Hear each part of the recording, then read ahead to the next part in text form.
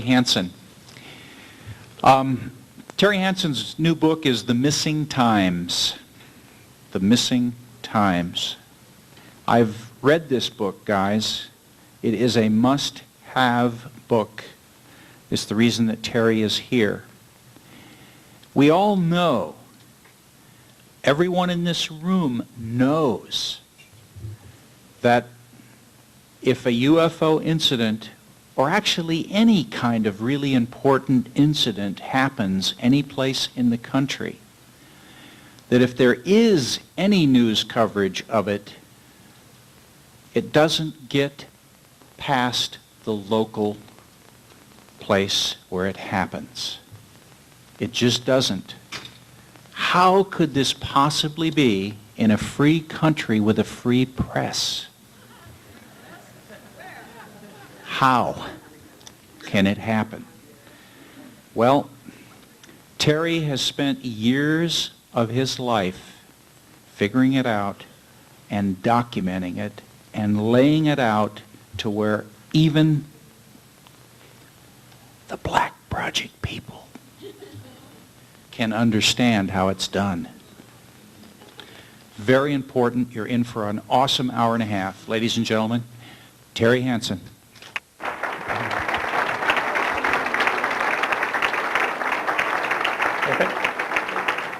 Thanks very much for that great introduction, and thanks for coming out this afternoon.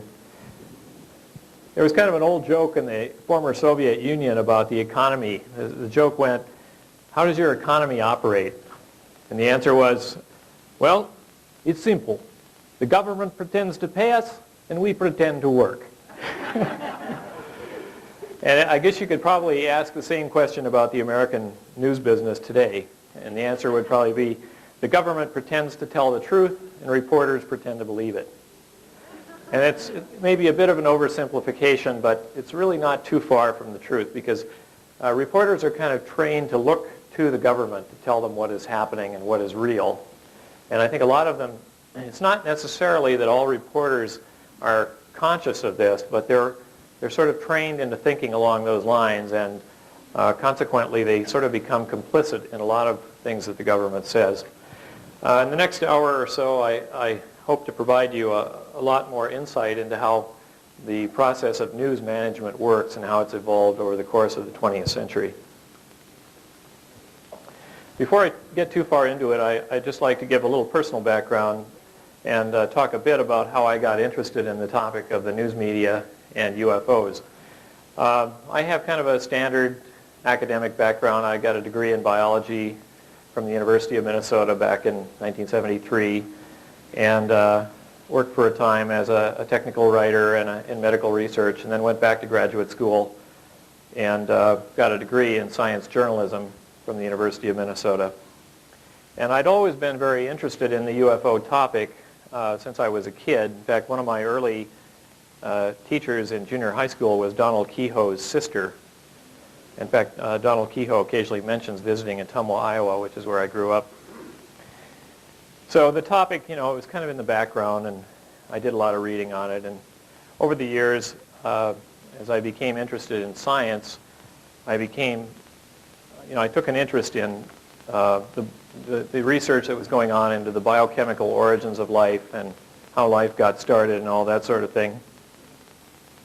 And it was clear to me back in the late 60s, early 70s, that most of the evidence suggested that biological life was probably very common in the universe. There were lots of reasons to believe that even then.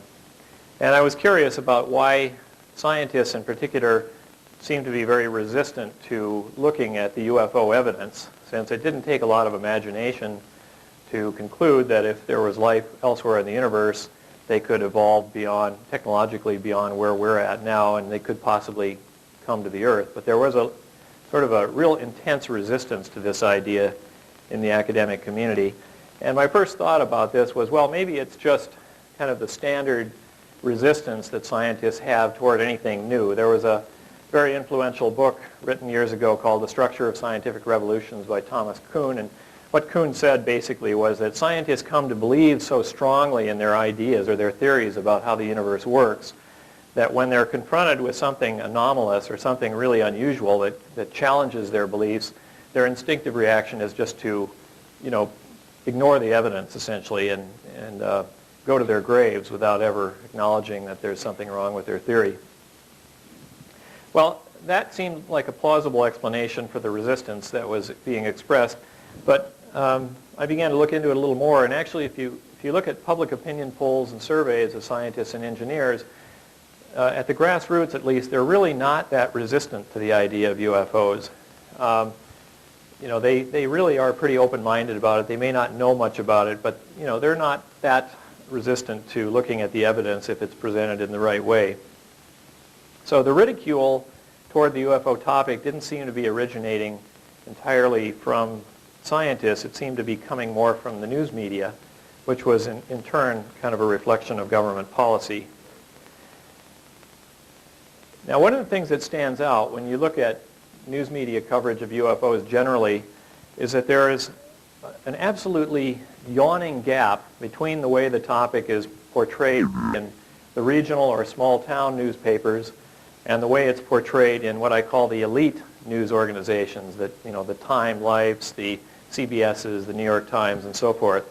If you look at the coverage, in small town regional press and TV, they're pretty much open to it. I mean, they of course do poke fun at it now and then, but generally they're a lot more open, a lot more willing to report what's going on than the elite news organizations. And as you move up the chain, move up the food chain, or however you want to describe it, toward the elite news organizations, there's more and more resistance and skepticism and just a general tendency to censor the subject altogether. So this is just a fact. It stands out from a lot of different studies that have been done over the years. And that seemed to be interesting. It gave me some indication that maybe there was something going on sociologically at the national level to influence media coverage that wasn't happening at the small town newspapers.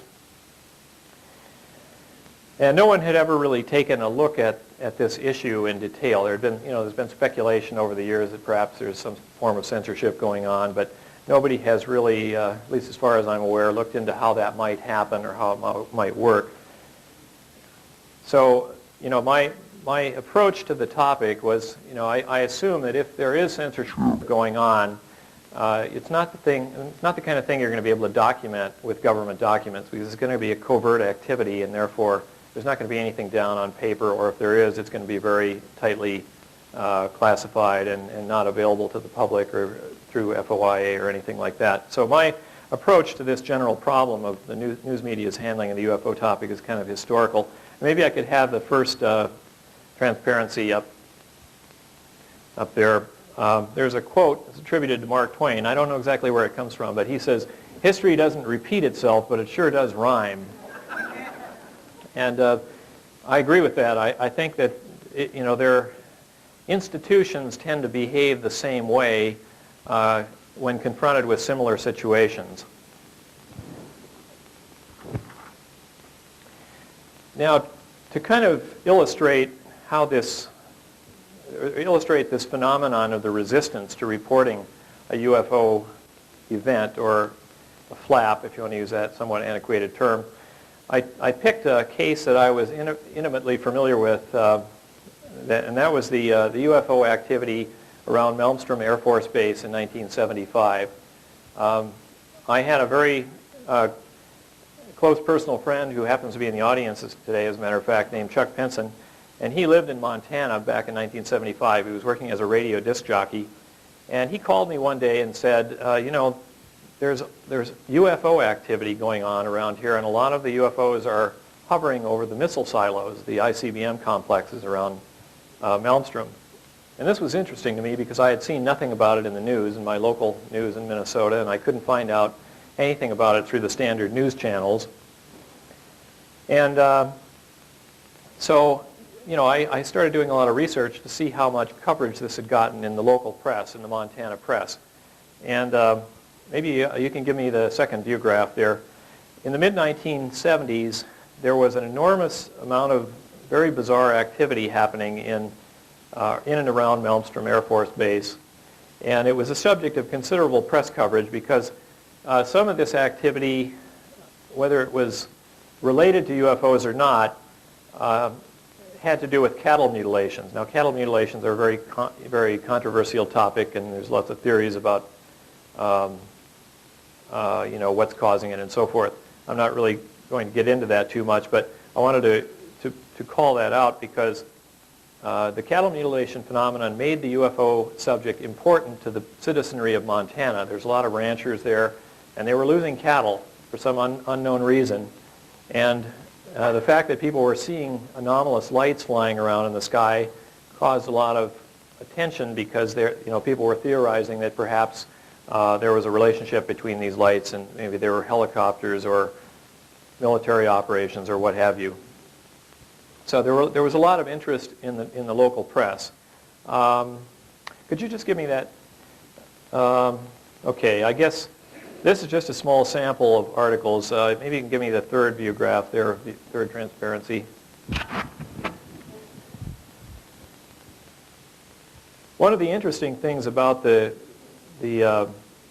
press coverage at the time is that the interest of the UFOs in the ICBM complexes was reported in all of the major newspapers in Montana, even the big city papers, the Great Falls Tribune, and there was one other paper, and I was hoping that I'd be able to read this, but this highlighted area here discusses, I believe, the fact that the UFOs were being seen over the ICBMs. So this was very well known in the local community, and obviously, any reporter with half a brain who reads that, something, whether it's helicopters, UFOs, or whatever, that's interested in our nuclear weapons, that's a pretty big story. If it just happened once, you might just write it off and say, well, that could disappear in the morass of daily news happenings. But this went on for a period of several months. It was an extended period of time, and it generated a considerable amount of press coverage locally. But yet, if you try to find news coverage of these events outside of Montana, it's very difficult to do that. There may have been some coverage peripherally, maybe in Idaho or local regions, but it was pretty much confined to the Montana area. As far as I know, this was also true of a lot of the other UFO activity that was happening along the northern tier military bases at that time. That was reported in a book called Clear Intent, later called the UFO Cover-Up, I believe. Well, this, of course, happened in 1975, and it wasn't until December 13th, 1977, when this story finally began to emerge into the national press. And where did it emerge? Well, it emerged in the National Enquirer. And maybe I can have view graph 5 there. Okay, that's number 4. That shows. Yeah, go to 5, I guess. Sure. I didn't know exactly how this would be set up, and it's a little harder for me to read the news clippings than I expected. Okay, this is the story that appeared in the National Enquirer. I'm sure some of you have seen the movie Men in Black, where Tommy Lee Jones, in the role of a government cover-up artist, points to the tabloids and he says, "If you really want to know about UFOs, read this." It was kind of a clever joke because, in fact, a lot of the coverage that the National Enquirer did at that time was quite accurate. It was very accurate. This story was written by Bob Pratt. But the interesting thing is that if you talk to the average person, the intellectual elite type person, their image of the National Enquirer, of course, is that it's a very tawdry and suspect publication, not like the New York Times or something like that, which is, of course, completely believable. But of course, the New York Times doesn't cover these types of stories as a general rule, and they're very, very reluctant to do so. They have to be practically dragged kicking and screaming into covering this topic. And when they do, they tend to leave out a lot of important details. So that was 1977. So it took 2 years from the time the events actually happened in Montana till the time they surfaced in the National Enquirer. Now, another 2 years were to pass before the story finally broke in the national press, in the big city papers, particularly the New York Times and then later the Washington Post. Freelance writer Patrick Hui, I think his name is pronounced, sold a story that appeared in the New York Times Magazine. I thought this was interesting because the New York Times had plenty of time to cover this story. I mean, this was an old event. It was well documented locally, very well familiar to residents of Montana, and yet, they never assigned one of their own reporters to do it. It was done by a freelancer, and that often is the case when UFO stories get covered. The reporters, the professional reporters, won't touch the story, but the stories do get written in some fashion, usually by a freelancer. Now, a case like this is interesting because it raises some legitimate questions about the accuracy and objectivity of the news media when it takes so long for a news story to propagate. We're sort of led to believe that if a child falls down the well in Idaho or something, you read about it, the next day in your paper, or it's on the evening news or whatever. But it's not the case with UFOs. It takes a long, long time for these stories to emerge from the area where they took place, and then maybe gradually over a period of many, many years they wind up getting some attention, but only through tremendous effort on the part of freelance investigators and UFO researchers and so forth.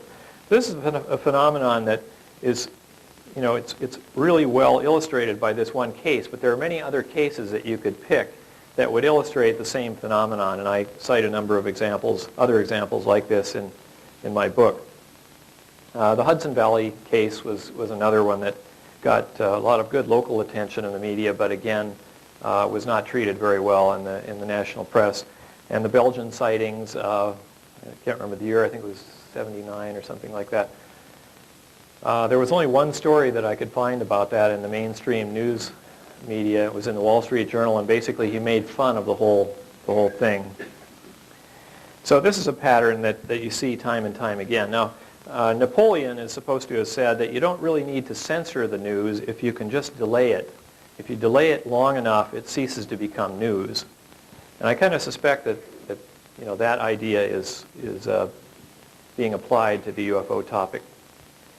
Now, as I said earlier, there's a real dichotomy between the way the UFO topic gets covered at the grassroots, small-town papers, and the way it's covered by the elite news media.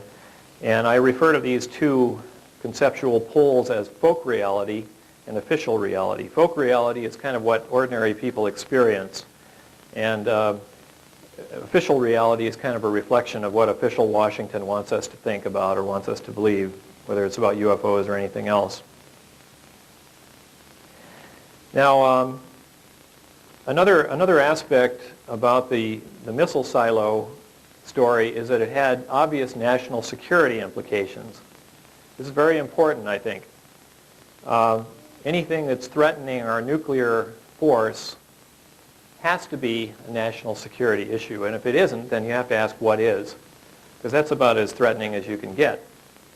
And we also know now, thanks to people like Robert Sellis, who've come forth to talk about similar events in the mid-1960s, that this was not the first time this has happened.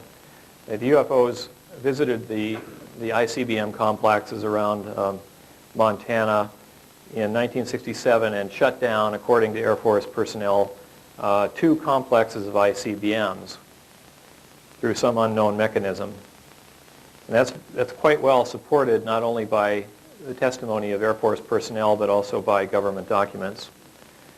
So it seemed to me that that was really a clue to understanding news media behavior at the national level. If UFOs are a national security matter, which they clearly are in these 2 cases, then there seemed, at least in theory, there ought to be some effort made by the national security establishment, the military intelligence community, to try to keep this kind of information out of general circulation. Now, I call your attention to view graph 6, which was just, I don't know if that was up on the screen or not. Could you put number 6 up again, please? Okay, this is an item from the New York Times that just appeared about 6 or 9 months ago, I think. And it says, CIA sought to plant news in Cuba in 61. Basically what it says is that during the Cuban Missile Crisis period, the CIA had the ability to inject propaganda stories directly onto the UPI and AP wire services. And I just wanted to call attention to this story because it illustrates that although the news media would have us believe that there's this kind of Chinese wall between the news media and the government. The reality is that the news media, the news organizations and the government, particularly the intelligence community, work very closely together on national security related issues. And this is just one of many, many examples which I cite in my book. And to illustrate this point, I actually devote 2 chapters, one to censorship and one to propaganda, to show how the news organizations work with the government on national security related issues. This is a phenomenon that actually started here in the United States, at least, in World War II and began to mushroom over time.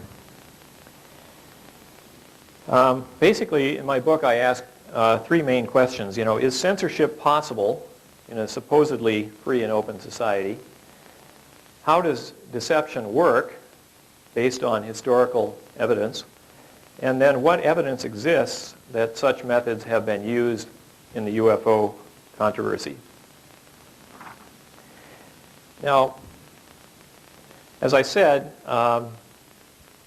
during the past half century or so, particularly, and really pretty much throughout the 20th century, the U.S. government has always looked to the major news organizations and elite journalists to influence public opinion. And this, you know, the roots of this actually go back beyond the 20th century, back to the Civil War and the Spanish-American War and so forth. But this really got a lot more sophisticated in World War I, particularly because of the British. The British was running a global empire, and in order to run a global empire, they had to control what people believe about the world. And so the British government, British military particularly, forged a lot of close alliances with the news media in Britain.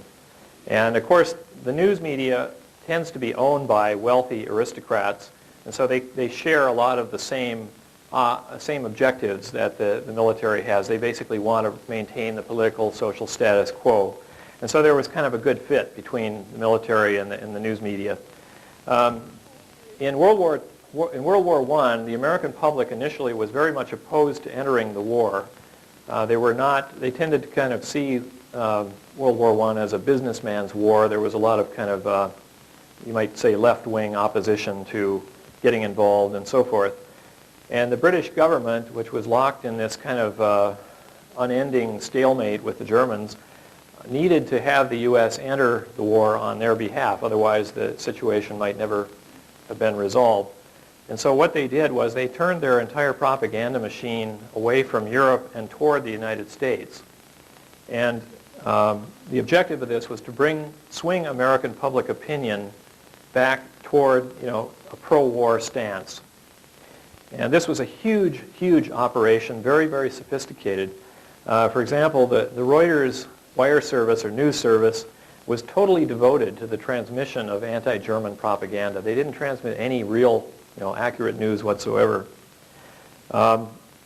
President Wilson, who initially was kind of opposed to this sort of thing, eventually got behind it, and he lobbied for formal press censorship, but it failed to pass Congress by 1 vote. There was something called the Sedition Act of 1918, which virtually prohibited free speech against the war during World War I. In other words, if you were an anti-war protester of the type, you know, we knew so well in the Vietnam War period, you simply could be locked up just for speaking out against the war. That just was not permitted during World War I. Now, they tried all sorts of interesting techniques to sway public opinion, and one of the more innovative ones was something called the 4-Minute Men, it was called. And this was an organization largely of volunteers across the country, people who were opinion leaders. And they were, what they would do is, if they were attending a movie or a play or some public event, they would stand up, you know, in an apparently spontaneous outburst of support for the war and give an impassioned plea for their fellow countrymen to rally against the evil Kaiser and all this sort of thing. This, you know, to the average person watching this, it all seemed very spontaneous. But in fact, this was a nationally organized propaganda program. It employed, you know, many hundreds of people nationwide, and they would just, you know, show up and give pro-war speeches. Now, in my book, I kind of say, point out there's a lot of parallels between what PSYCOP does with UFOs and this organization called the 4-Minute Men, because PSYCOP just sort of, these guys show up whenever there's a public event and they put their own spin on the situation. And, they don't necessarily need to be aware that they're participating in a propaganda program. They may actually have been, at least in the World War I case, they may actually have been in favor of the war. They may actually have believed that. But the government was channeling this zeal for the war in a manner that would affect the public opinion at large. All of this was organized by an organization called the Committee on Public Information. And the Committee on Public Information was run by a guy named George Creel, who was a leading progressive journalist. The brilliant thing about the way the World War I propaganda was orchestrated in the United States was that the government was able to enlist the support of a lot of the leading journalists of the day to support the war effort. So they actually became incorporated into the propaganda apparatus and carried out many of the functions.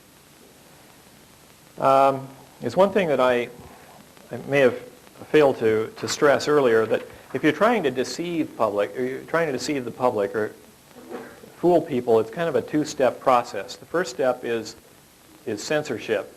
And the objective of censorship is to simply close off public awareness of actual events.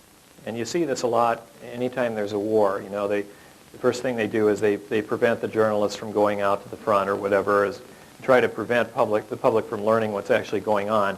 Once you've done that, you can create what's called a pseudo-environment, or a false picture of what's happening by injecting propaganda into the media. So it's a two-step process: censorship followed by propaganda. Now, in World War II, this whole thing became a lot more sophisticated. For one thing, the British government and the American government joined together in a much more close relationship than they had had prior to this point. And they began to develop a lot of their methods and put a lot more money into the mechanics of censorship and propaganda.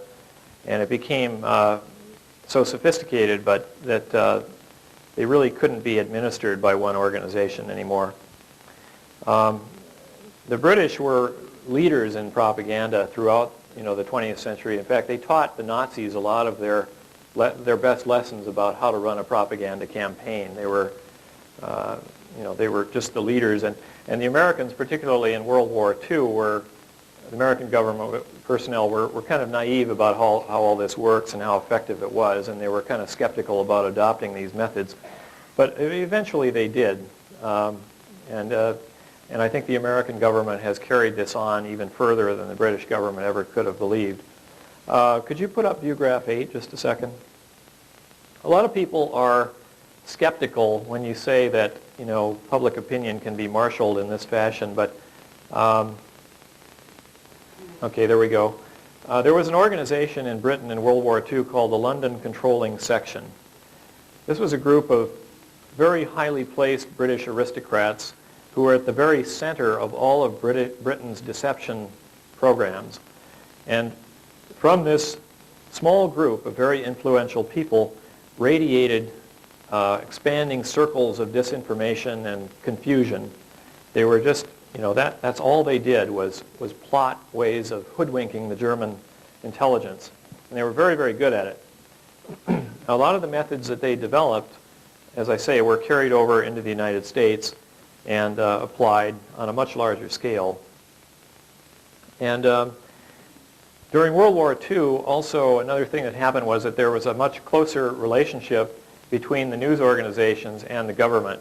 The sort of whatever thin veneer of independence existed between the news media and the government just pretty much broke down completely in World War II. The generals and the journalists were on the same team, and they really didn't question very, very much what the military was doing, and those traditions kind of carried on into the Cold War era.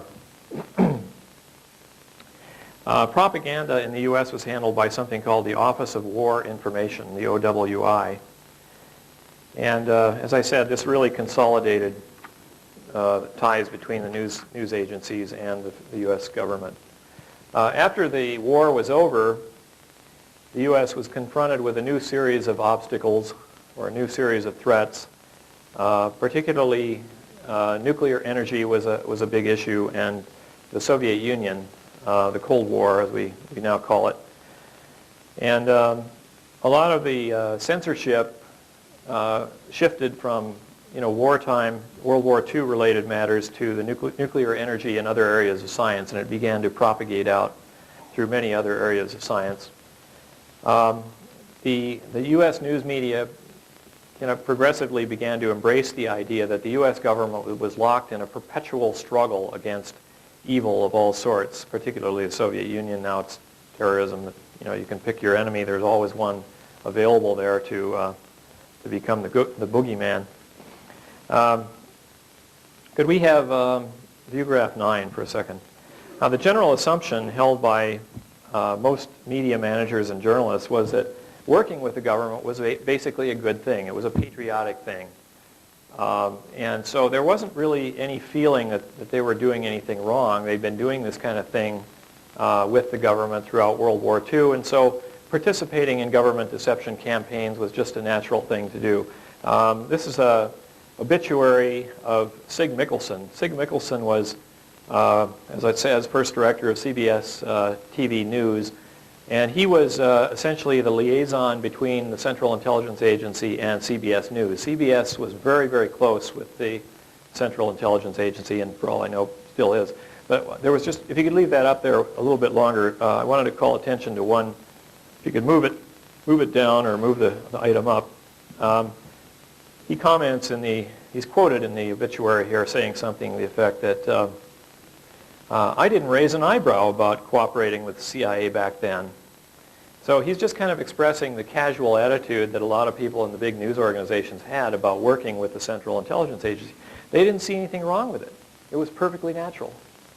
And I think that, if you understand that attitude, you begin to understand that, they were, when the UFO situation began to develop, it wasn't at all unusual for them to be rather restrained in the way they handled a lot of UFO-related material.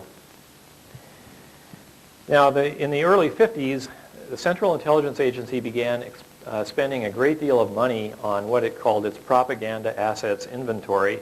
And this was a group of about 800 individuals, news organizations, publishing houses, all sorts of organizations like that. And it was orchestrated pretty much by a guy named Frank Wisner. And the organization, the propaganda machine, became known as Wisner's Wurlitzer. And the idea was that Wisner claimed that he could play any tune that that the U.S. government wanted the world to hear. They had such effective control over the media at all levels. Now, a big problem began to emerge with this, in that censorship began to really get out of control. And I've read that today, or at least several years ago anyway, the U.S. government had something like 1 trillion pages of classified information. This idea that the public ought not to know what's going on began to really take root in a big way in the U.S. government, and more information became censored, and the tendency to spin news events was increasingly common. Let's see. I kind of described, there's a lot of reasons, there are many reasons why the intelligence community likes to work with journalists and why journalists like to work with the intelligence community. And I refer to this as the revolving door. It's not unusual for leading journalists to quit their jobs and go to work for the U.S. government in a propaganda capacity or in the intelligence community as undercover agents, or for the news agency, or for the intelligence community to hire people out of the news organizations to work either undercover or as a full-blown intelligence agent of one kind or another. The CIA likes to gather information from all over the world, and the nice thing about a journalist is that you can travel anywhere you want under the guise of being a journalist and gather information, and it's considered a legitimate thing. So you can, it's a great cover for an intelligence agent.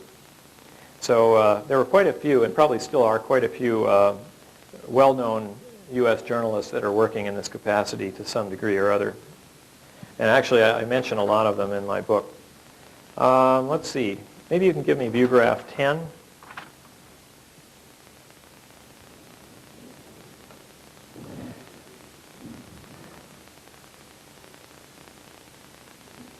View graph 10, please. Oh, there we go. Okay, this kind of illustrates the basic theory of deception. And this is applied during most national security situations. Censorship is number one. It closes off access to real-world events.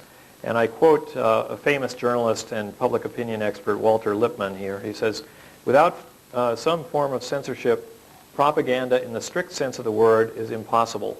In order to conduct a propaganda, there must be some barrier between the public and the event.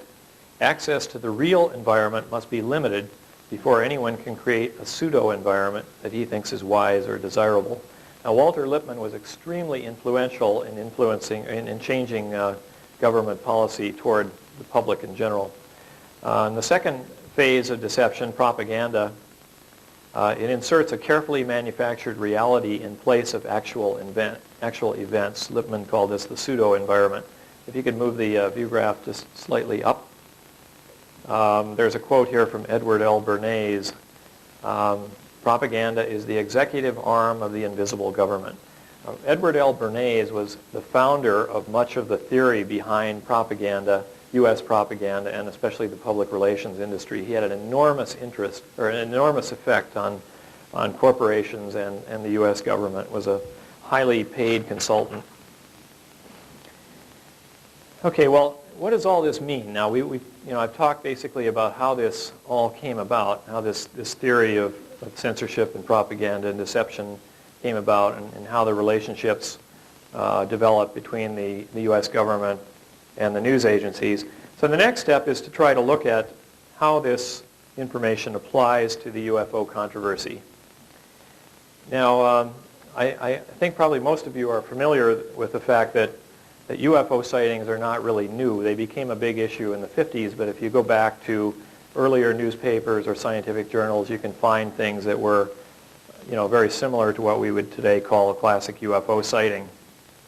And in fact, the first person to pick up on this in a big way was a man named Charles Fort, who wrote a series of books beginning in 1919, I think. He wrote a book called Book of the Damned. And Fort would spend a lot of his time in the library, and he would collect anomalous reports of one kind or another and put them together into books, and sort of calling attention to the fact that there were some funny things going on out there that the scientific community wasn't really owning up to or paying much attention to.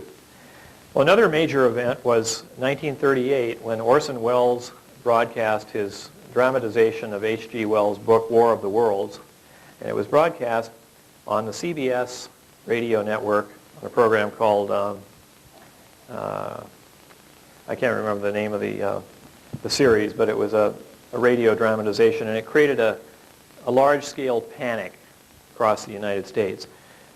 I think the significance of this event was that it sort of was a wake-up call for government policymakers. It sort of said, uh-oh, look how the public reacted to what seemed to be a real invasion. So there was a lot of sensitivity then developed, what you can allow the media to do and what you can't to do. Well, in the 1940s, we had the Foo Fighter phenomenon and the ghost rocket phenomenon. The Roswell incident was 1947. 1947 was a pivotal year. That was when the Central Intelligence Agency was created. That was as a result of passage of the National Security Act. And there was also something called the UK-USA Treaty, which consolidated the intelligence gathering operations of the U.S. and Britain and basically all the large major English-speaking countries. Now, I sort of feel that the reason that one of the reasons that the UFO phenomenon became significant in the 50s was that the mass media had become much more influential by the post-war period.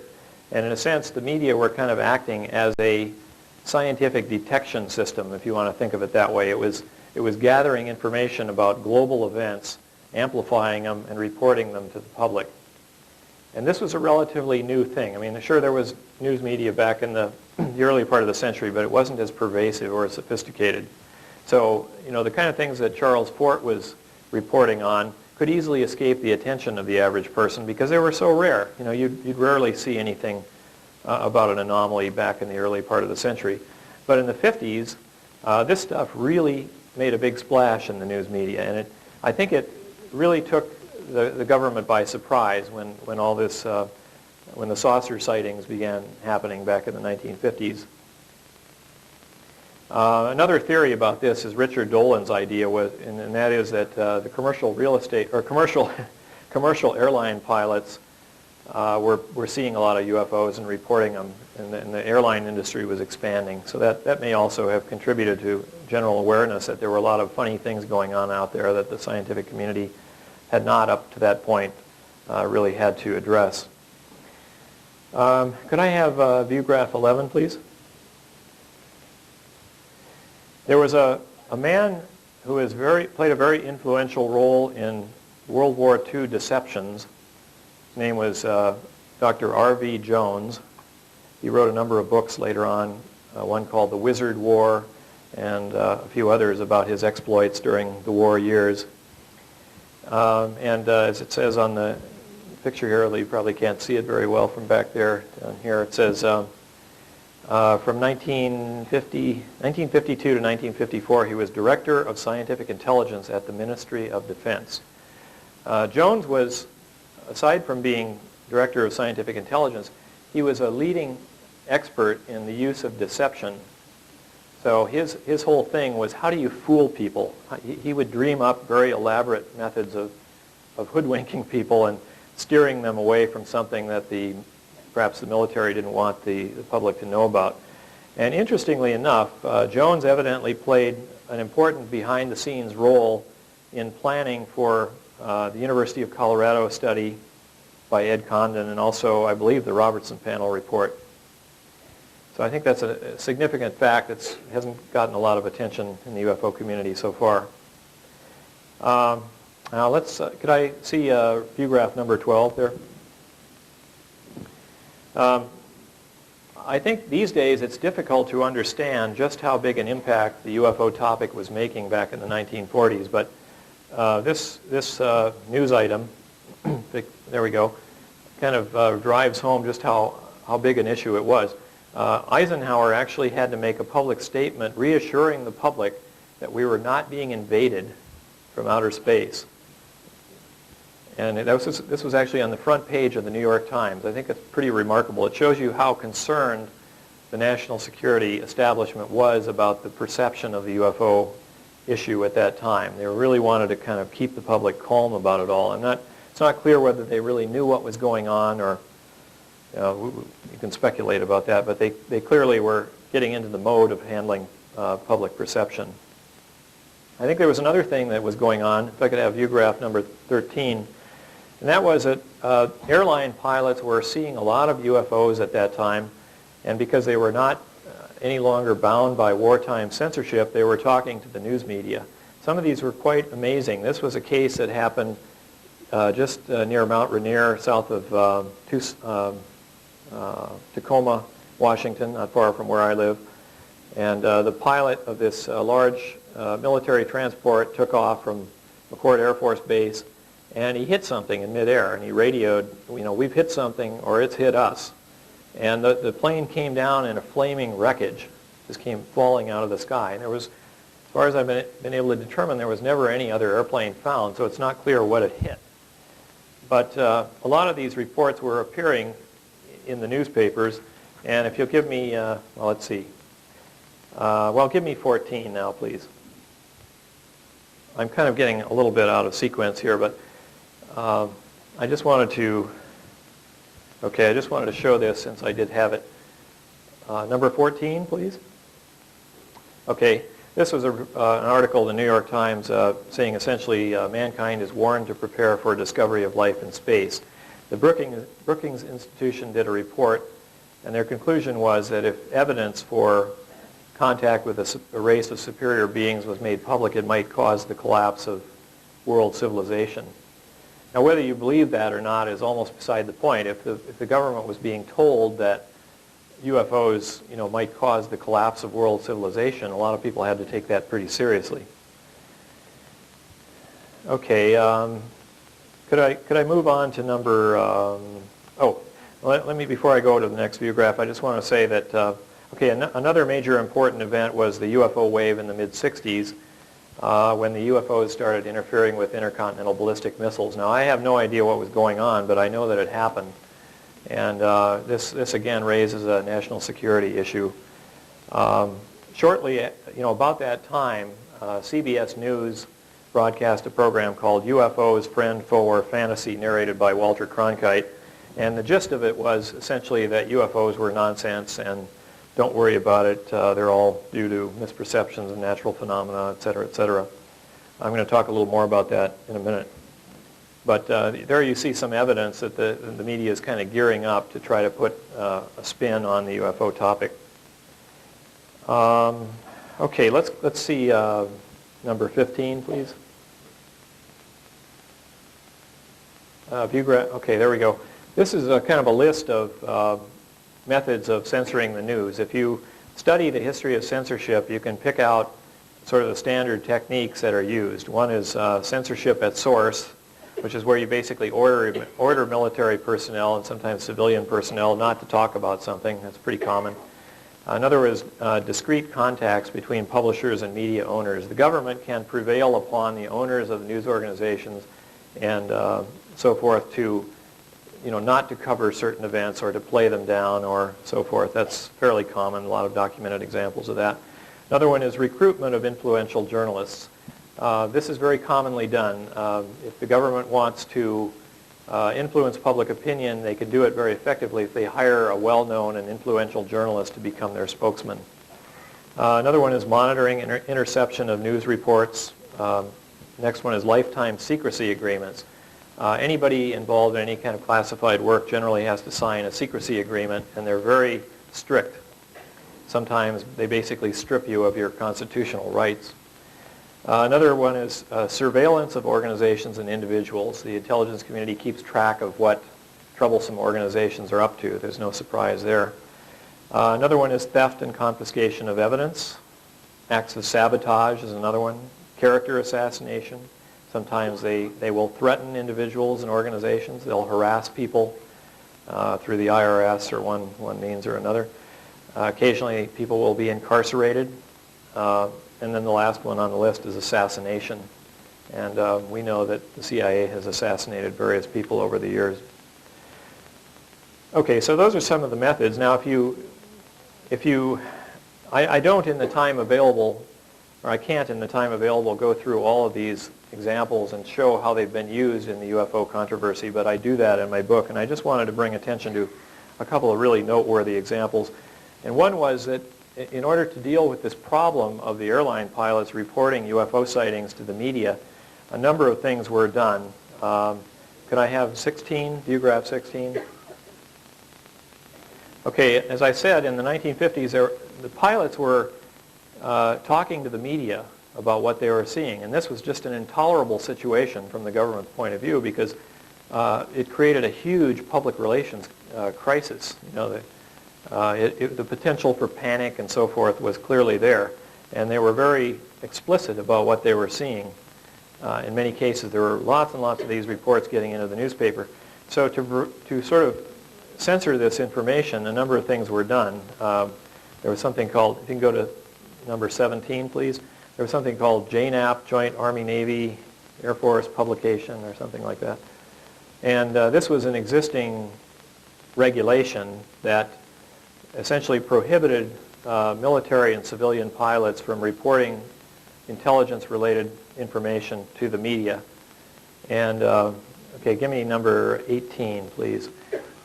My understanding is that this existed prior to the UFO crisis, and then UFOs were added to the list of phenomena that were prohibited, that you were prohibited from talking to the media about, assuming you reported it. You were required, I guess, to report the subject, and then it became national security information, which made it impossible to report it to the media. That's, I think, how it worked. Now, there was a big protest about this. Number 19, please. There were about 450 airline pilots who strenuously objected to being censored by the government, and they signed a petition. So it was reported on the East Coast in, I can't remember the newspaper now. It was a New Jersey newspaper, I believe. I just want to read this one paragraph in yellow there. It says, although the pilots expressed themselves freely, they asked that their names be withheld because in most instances, employers had directed them at Air Force insistence to say nothing for publication.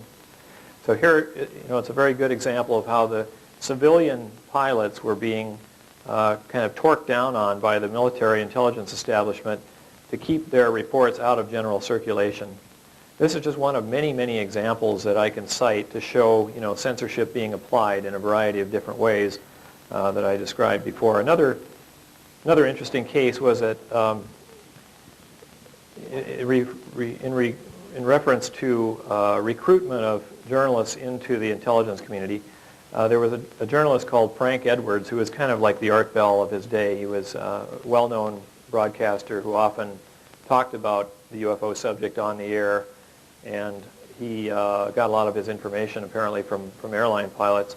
And at one point, he claims that he was approached by someone identifying himself as General Gamble, who attempted to recruit Edwards into the intelligence community. And General Gamble wouldn't tell him exactly what he was expected to do once there. He just said it was something related to, your interests in broadcasting or whatever. So you have to wonder if that story is true, then what other journalists might have been recruited that we don't know about that actually accepted the offer and went to work for the intelligence community? We don't know that. We do know that a lot of journalists did go to work for the intelligence community. We just don't know what they did. As far as surveillance, an example, the Robertson panel, I think a lot of people know the Robertson panel called for watching the UFO groups because of the impact they might have on public opinion. NICAP, there's a lot of evidence that a lot of high-level CIA people joined NICAP for whatever reasons.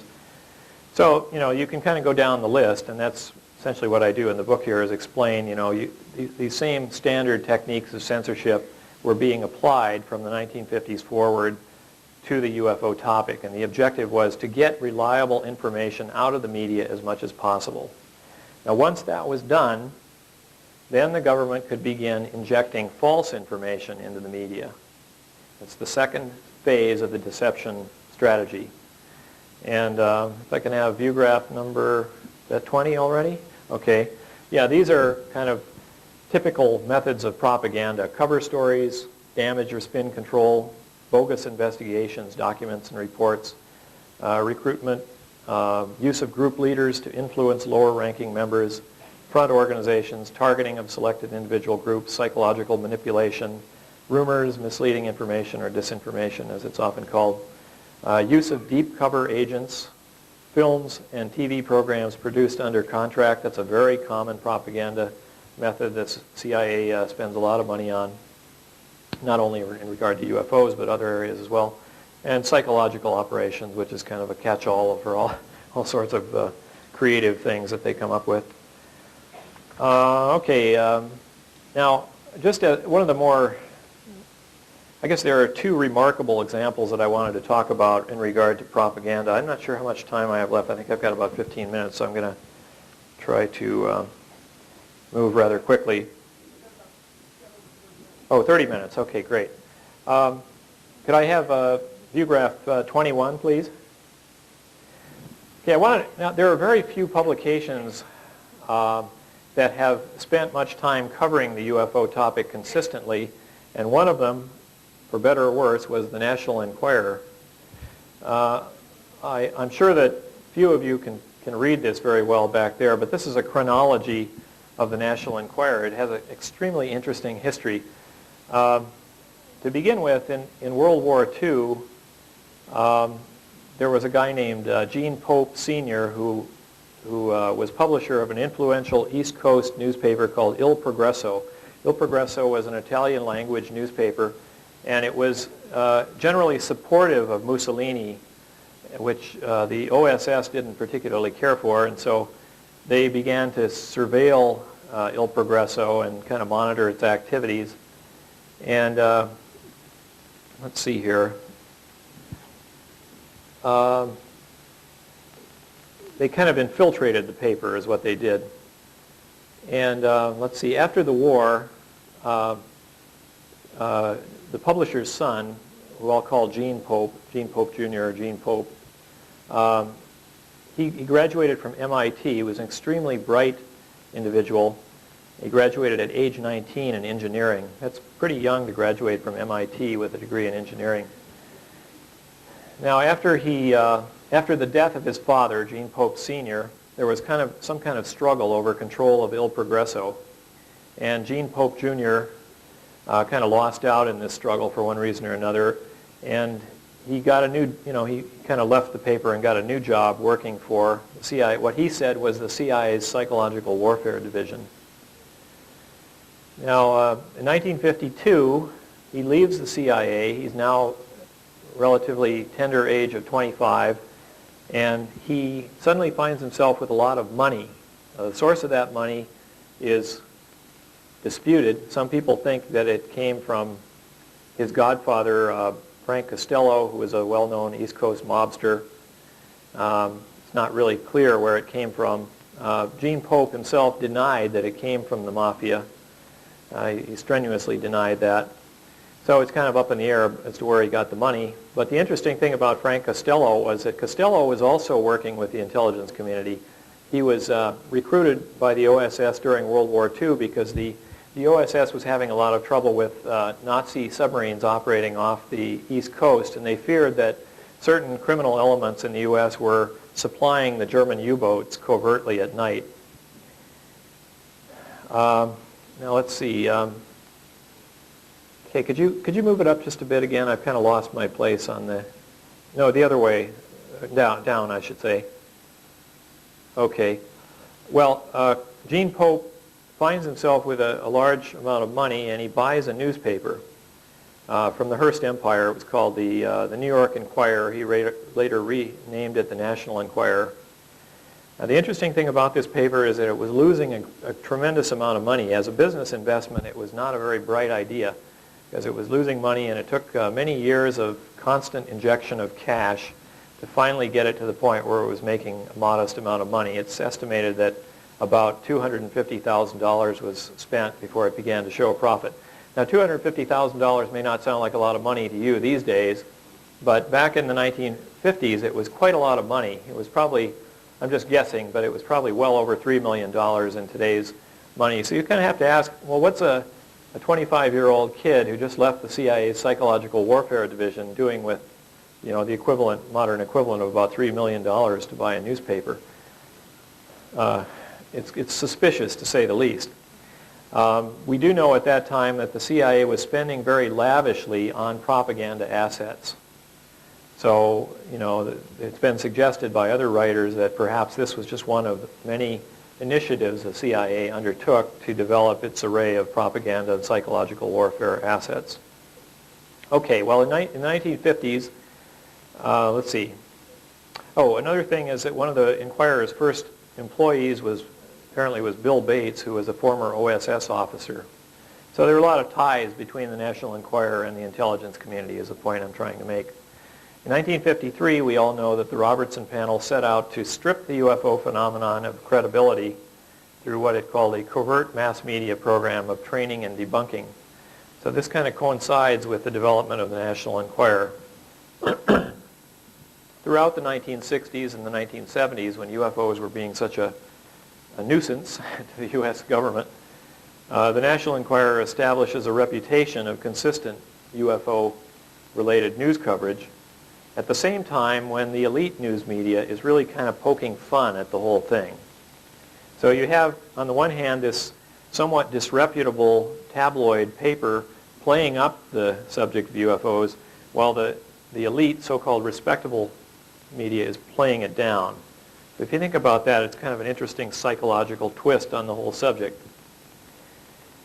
Another fact about the Enquirer was that apparently Pope was pretty well connected with either the Pentagon or the Nixon White House, because in the mid-1970s, I don't know the exact year, Pope was having trouble getting his paper into the Winn-Dixie grocery store chain, and Melvin Laird arranged for Pope to get the Winn-Dixie executives a tour of the White House or something like that. So you kind of have to wonder, how does this guy who has these, connections to the intelligence community, the White House and the Pentagon, what's going on here? Somebody asked him, how do you get this kind of influence with the White House? And he said, somewhat mysteriously, well, it's politics. One hand washes the other. So, my interpretation of that is that somehow Gene Pope and the National Enquirer were doing something for either the Pentagon, the White House, or both. It's a reasonable speculation. I can't prove that, but that's kind of the implication based on what Pope himself said. Now, when Pope died in 1988, he was one of America's most wealthy men at the time. I think he was worth about $400 million. Melvin Laird, former Secretary of Defense by that time, gave the eulogy at his funeral. So you have to ask, why is the Secretary of Defense buddy-buddy with this, purportedly sleazy tabloid publisher?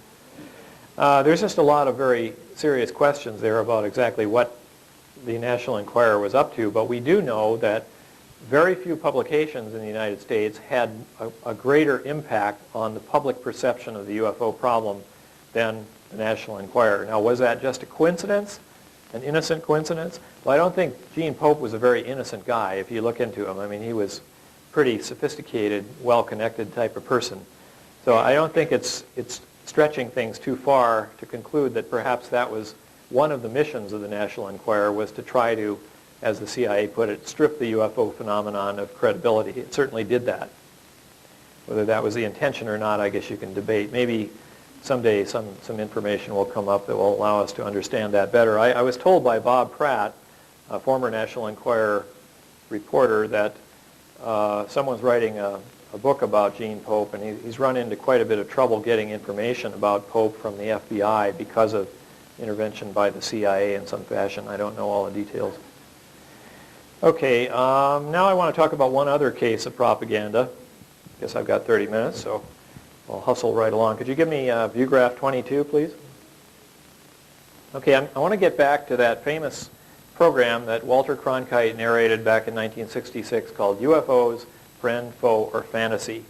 If you've ever watched that program and you're familiar with the Robertson Panel report, the similarity between the CBS production and the Robertson Panel's recommendation is striking. And when I started working on my book, I thought, well, I'll never be able to establish a tie between these two things other than to point out the similarities between the two and kind of leave it at that, and people just have to make up their own mind.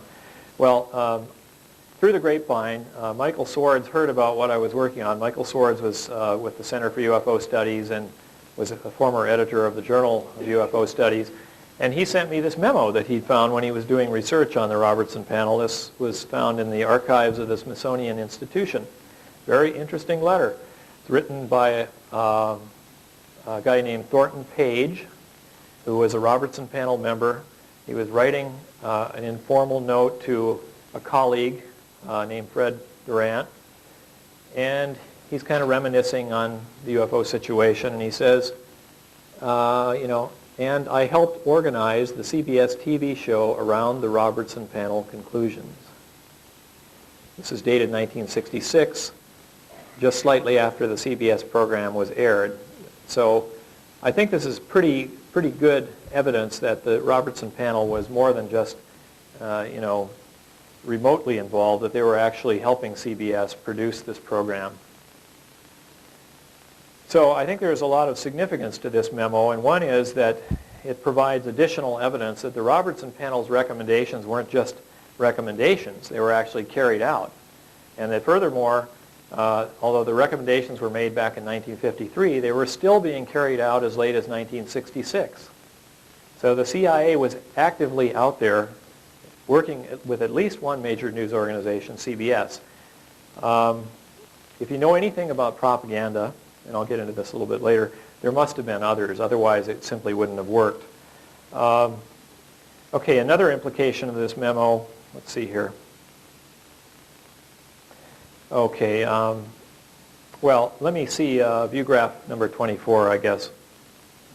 This is kind of a hypothetical diagram showing how, I'm sorry, this is a typewritten version of the memo that I already showed you, and I typed this up because I thought it would be easier for people to read than the handwritten version. You can see there he says, helped organize the CBS TV show around the Robertson panel conclusions. Okay, next view graph, please.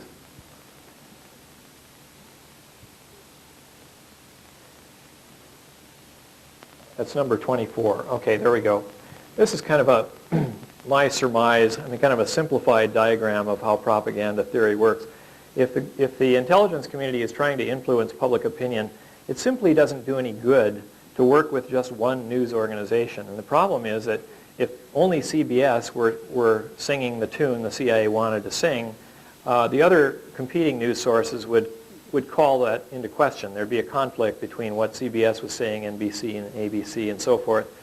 So really, to run an effective propaganda campaign, you have to have all the major news organizations cooperating. And it just so happens that there's quite a bit of evidence to indicate that all of these organizations were very close to the Central Intelligence Agency throughout this period. We don't know in detail what they were doing, but we know they were cooperating with the CIA in many ways. Okay, could I have number 25, please? Can't remember what 25 says, actually, but it says C25, so. Oh, and a basic idea, okay, I'll talk about this in a minute, but a basic idea behind propaganda is that you always try to influence the opinion leaders, the top-level people in an organization, and let them influence everybody else. It's kind of like herding sheep, if you want to put it that way. People are not that different from sheep, I don't think. Okay, the next, could you put that one up again? Now, is there any evidence for supporting the idea that the New York Times also cooperated with the Robertson panel? There's no direct evidence in the fashion that I just cited with CBS. However, I just want to go down this list here of things that we know about the New York Times and the CIA and related matters. Number one is we know the CIA wanted to suppress U.S. or UFO news coverage. That's from the Robertson panel and a lot of other things the government has done over the years. Number two, suppression of UFO-related news would require the cooperation of major news services. New York Times, AP, UPI. I've already talked about the ties between the AP and the UPI and the military intelligence community. Number three, the New York Times publisher Arthur Sulzberger's policy was to, quote, help the CIA whenever possible. So if his policy was to help the CIA whenever possible, and we know they wanted to suppress UFO news coverage, well, you can kind of put two and two together there. Number four, the New York Times content analysis. This is something I didn't go into in detail, but there was actually a content analysis done of the New York Times coverage up through, I think, 1996 or 7, and it showed that the anti-UFO reporting bias in the New York Times actually increased over time. So that's hard to account for that just through random events. Number five, the New York Times seems to have chronic institutional amnesia. In other words, the editors can never seem to remember what happened more than a few years ago when it comes to UFOs. They just seem to forget things that even they've published in their own paper. Six, both CBS and the New York Times supported the famous swamp gas explanation, while most of the national or regional press scoffed at the idea. Again, the New York Times is unwilling to check UFO-related facts. I gave a lot of examples in my book. I can't go into that in much detail here. And they're unwilling to correct mistakes, even when they make some fairly big ones, and you try to point it out to them. They're just steadfastly unwilling to set the record straight. They're also very willing to print anything the CIA says about UFOs, even when it can be shown to be untrue. And I cited a lot of examples of this. Finally, there's a documented history of censorship on behalf of the CIA at the New York Times for national security reasons, and I cite many examples of that too. The New York Times was in the habit of censoring the news doing various kinds of favors for the intelligence community, and that's very well known and documented. Okay, let's see. Could I have the, let's see. Okay, well that's getting down toward the end of it. I guess I want to close with my one last view graph there, which is a quote. This is a quote from President Kennedy. "In times of clear and present danger, the courts have ruled that even the privileged rights of the First Amendment must yield to the public's need for national security." So I just think you should spend some time meditating on that and the fact that, you know, national security is viewed as a pretty important thing in the government, and they're willing to do just about anything to preserve that. So that's kind of a very brief synopsis of what is, in fact, a very complicated subject. I do have some copies of my book if you're interested in that. We'll be out in the lobby out there. So I want to thank you for coming. And I think we do. Yeah, we do have some time. If there are any questions. 15 minutes, I guess.